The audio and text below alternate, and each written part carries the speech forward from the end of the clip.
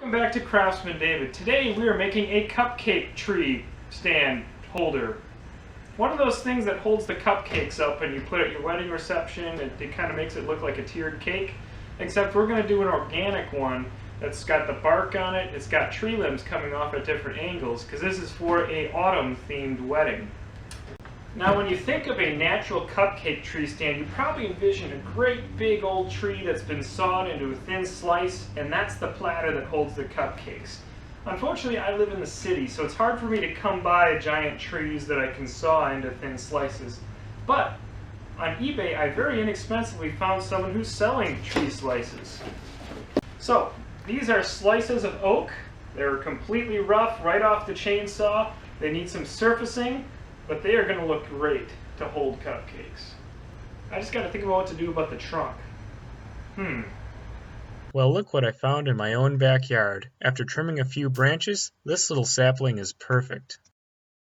And now back to those slices. They're a little bit too rough right off the chainsaw, so I'm smoothing them up with the random orbital sander and 60 grit paper. Very aggressive, but the end grain is the toughest part of the wood, so it still takes a while. I want to point out this one has a piece of bark that's ready to come off, and I don't want that because I want to have a rustic look.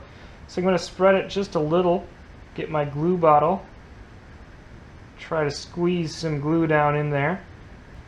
And to hold this on, I'm going to use a pin nailer. So if I just hold it tight, and look at that, folks, you'll never see those pin nails, they're so small. Well, here I am with my 6 discs all sanded front and back, and they look beautiful.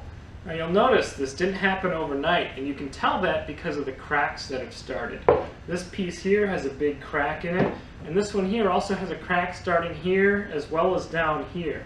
Now, I knew that these were going to crack because slices of wood are very unstable, and I'm not going to do anything about it because I think it adds to the rustic look of the project. So the question is, why does the wood crack? Why are slices unstable while boards are stable? Well, as you might have guessed, we saw them into boards for a reason. When a tree is cut down, it is cut into boards while it is still wet. As you know, it has rings, and every year it grows another ring as the seasons give it more growth, less growth. So every ring is a continuous unit, and it's bonded together because it formed at the same time. As you work out from the middle, the rings get bigger, which means the circumference, the length of the ring, is larger.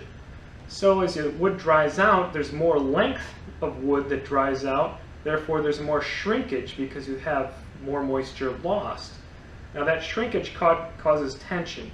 So the further you get from the center, the more tension there is as these continuous rings want to shrink. Eventually you get to a point where it can't take the tension anymore and it splits. And usually one split is not enough to completely stress relieve a piece of wood. That's why I have a second one started down here. I do expect that by the time I have this project finished, I will have a split in every one of my pieces. As I said, they were wet when they came out of the box, and now they're pretty dry. Slice is done, I turn my attention to the trunk. It seems the Sawzall is the best way to cut this beast. If a piece is stable enough, I will cut it here at the miter saw. So much easier.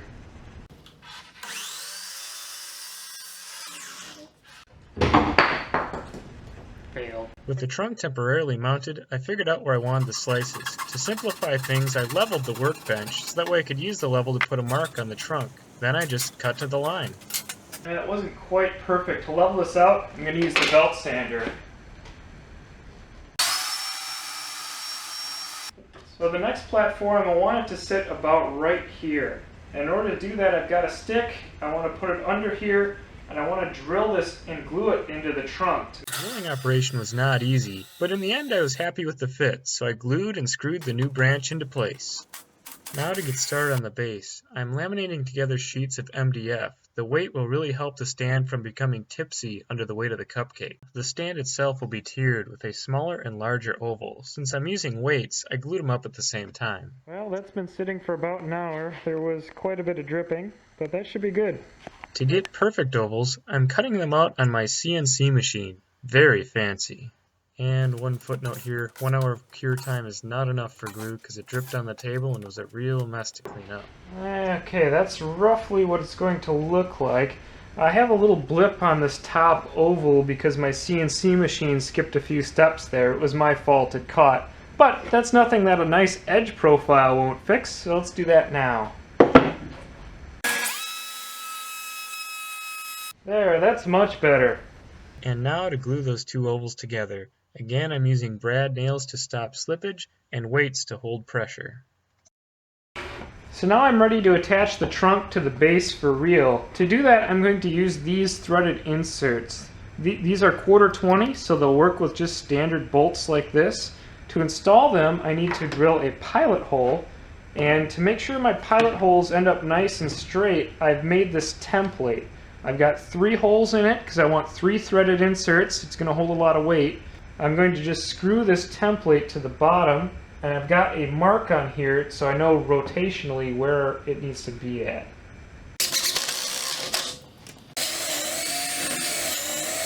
These threaded inserts use an Allen wrench and they go in just like a screw.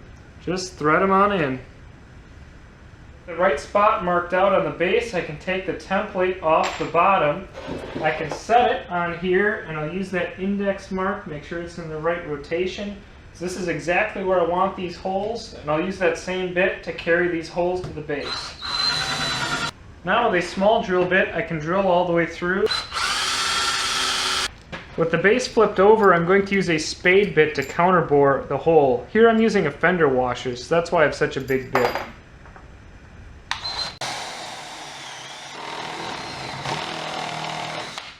And then I can drill through with my final bit, just a little bit bigger than that bolt. Wow folks, those threaded inserts are the way to do it. That is insanely rigid. I'm using the same threaded inserts to hold the platters onto the trunk.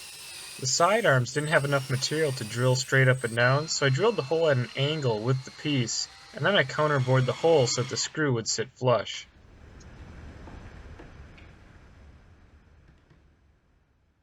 Well, there we have it. Using those same techniques and threaded inserts, I've put on all the platforms. This means they are all removable, so we can ship it to where the wedding is at. And I think it looks beautiful. Then again, I'm kind of biased. As a final personalized touch, I'm carving a medallion with the couple's initials to hang on the tree.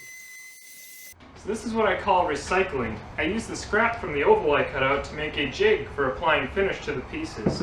So if you notice here, I have a little spot where bark has been rubbed off from handling this piece, and I'm going to repair that just by using some brown paint, make these bright marks go away and blend into the surrounding bark.